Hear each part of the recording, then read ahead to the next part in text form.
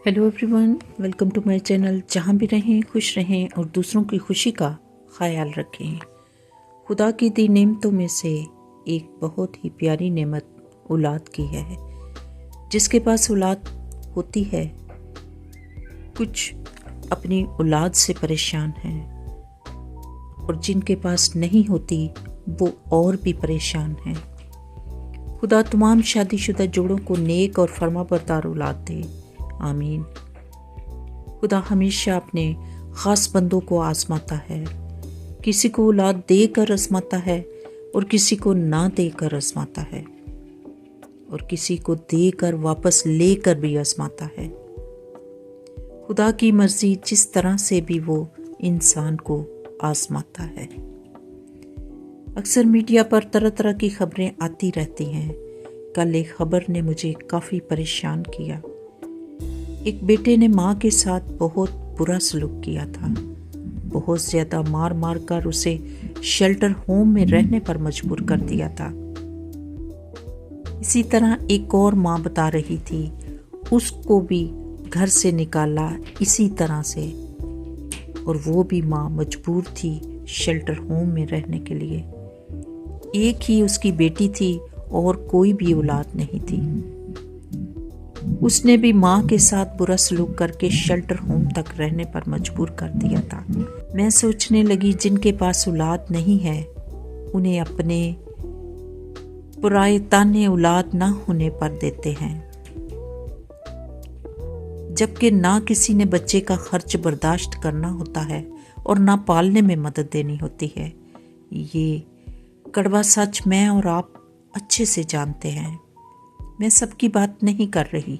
और जिनके पास औलाद होती है वो माँ बाप सारी उम्र अच्छे दिनों के लिए अच्छी परवरिश, अच्छी तालीम, अच्छी तरबियत और अच्छी आस उम्मीद लगाए अपनी हैसियत से बढ़कर खर्च करते हैं।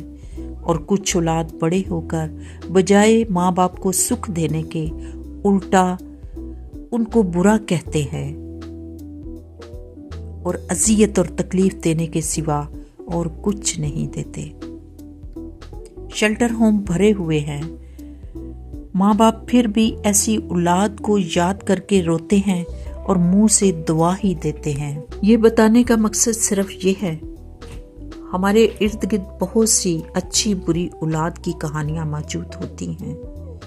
हमें खुदा का खौफ रखते हुए उन बच्चों को यतीमखाने से अडॉप्ट कर लेना चाहिए जो माँ बाप के मुंतज़िर होते हैं।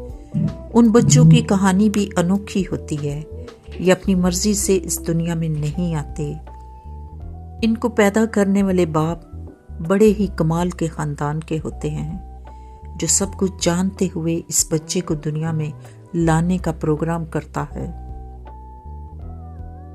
और इस बच्चे की माँ सदियों से नाजायज बच्चा पैदा करने वाली माँ बेबस और मजबूर होती है। एक तरफ शादीशुदा जोड़े अच्छी औलाद पैदा करके बुजुर्ग होकर औलाद की नज़र में बुरे बन जाते हैं, और दूसरी तरफ बगैर शादीशुदा जोड़े बुराई को जन्म देकर इज्जतदार बन जाते हैं। और तीसरी पार्टी वो होती है जिन जोड़ों के यहाँ औलाद नहीं होती और लावारिस बच्चों के माँ बाप नहीं होते।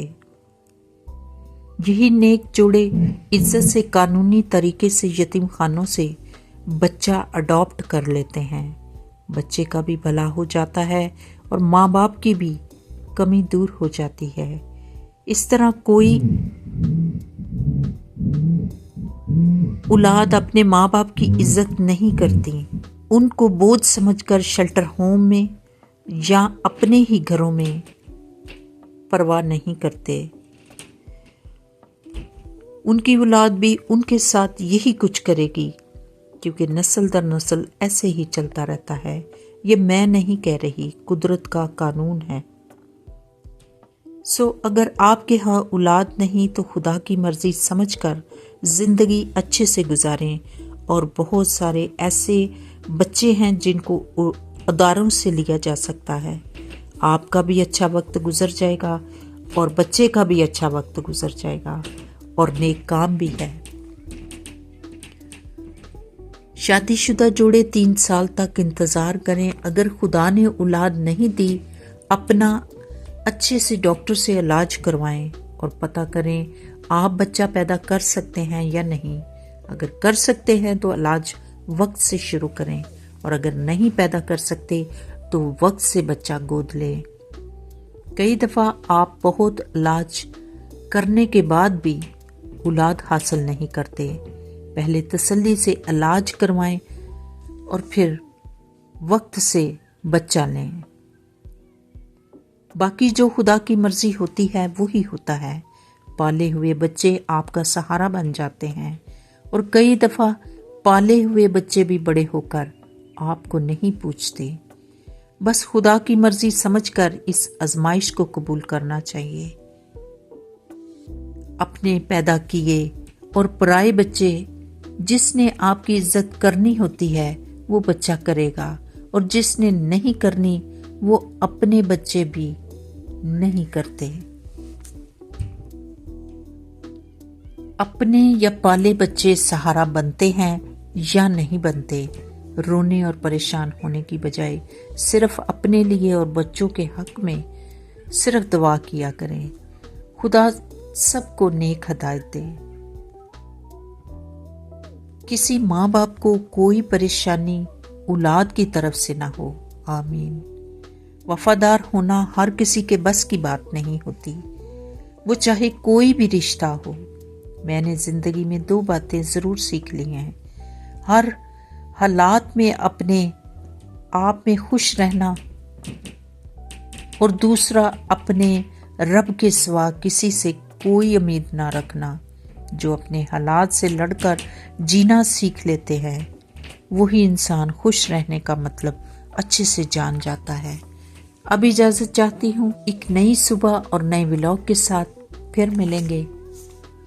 Thank you for watching my video. Please like, subscribe and share it. Thank you very much. Take care and God bless you all.